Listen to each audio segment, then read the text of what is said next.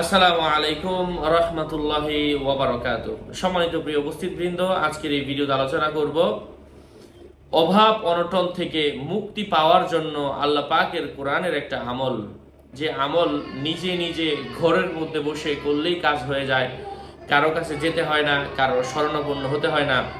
অভাব অনটন দূর করার জন্য অত্যন্ত পরীক্ষিত কার্যকরী এই আমলটি অতীব জরুরি।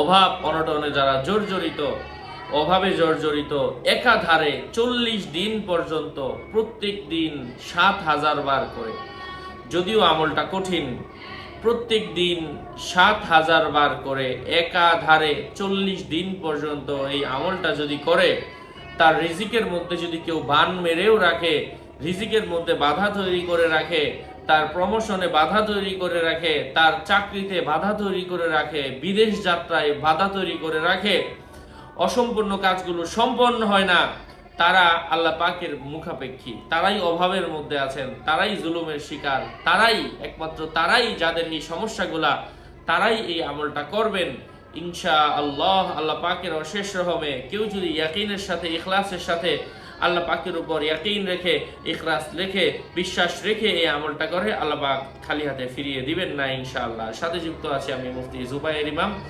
ভেরিফাই চ্যানেলের ডিসক্রিপশন বক্সে ক্লিক করলে আমার পেজ এবং আইডি আসবে। এটা ছাড়া আলাদা অন্য কোনো পেজ নেই, আইডি নেই, ইমো নেই, হোয়াটসঅ্যাপ নেই, টিকটক নেই। নাম ছবি দেখে বিভ্রান্ত হওয়া যাবে না। প্রত্যেক ভিডিওতে আলাদা আমি সাবধান করি, সতর্ক করি।